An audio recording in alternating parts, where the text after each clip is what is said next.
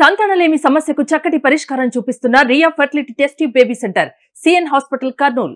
ఒక్క రోజులో లక్షాధికారి, ఎప్పుడూ చూడనంత డబ్బు, బంగారం ఇంట చేరా. ఊహించని అదృష్టంతో జీవితం తారుమారైంది.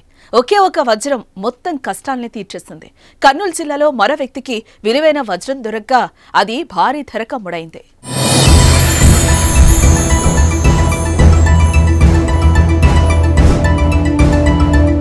వర్షాకాలం వచ్చిందంటే చాలు కర్నూలు, అనంతపురం జిల్లాలో వజ్రాల సందడి మొదలవుతోంది.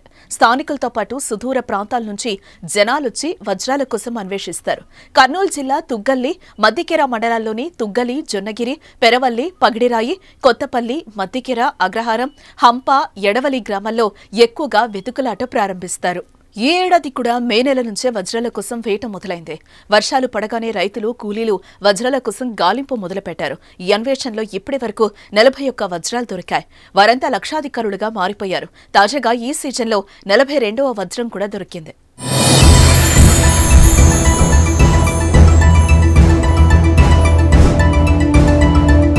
తుగ్గలి మండలం జొన్నగిరికి చెందిన బోయ రామాంజనేయులు అనే రైతు పొలం పనులు చేస్తూ ఉండగా వజ్రం దొరికింది. దొరికిన రాయిని జొన్నగిరికి చెందిన వజ్రాల వ్యాపారస్తుడికి చూపించగా ఇది వజ్రం అని తేల్చి 12 లక్షల రూపాయలు నగదు, 5 తులాల బంగారం ఇచ్చి కొనుగోలు చేశాడు.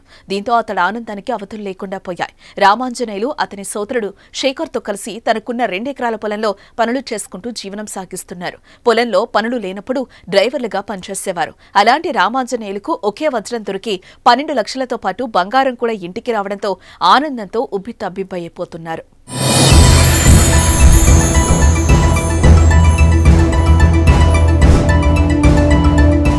రైతుకి వజ్రం దొరికిందనే వార్తతో మరోసారి వజ్రాల వేట ముమ్మరమైంది. తెలుగు రాష్ట్రాలతో పాటు బెంగళూరు, చెన్నై, బొంబాయి వంటి ప్రాంతాల నుంచి వజ్రాల కోసం అన్వేషణ సాగిస్తున్నారు.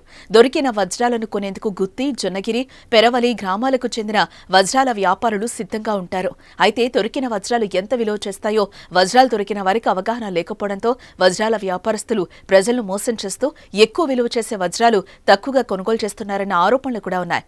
మరి ఇంకా రానున్న రోజుల్లో అదృష్టం ఎవరిని వరించనుందో.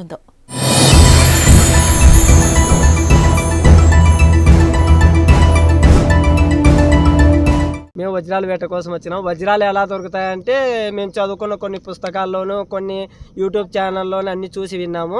కొన్ని వేల కోట్ల సంవత్సరాల నుంచి చెత్తా చెదారమని భూగర్భ జలాల్లో కిందికి పోయి భూగర్భ జలం వాతావరణం వేడెక్కి వాన పడడం వలన భూమిలో నుంచి పైకి వాన వల్ల పైకి తేలుతున్నాయి. దాని వజ్రాలు అందువలన వానల కాలమే వెతకలాడడానికి వస్తారు.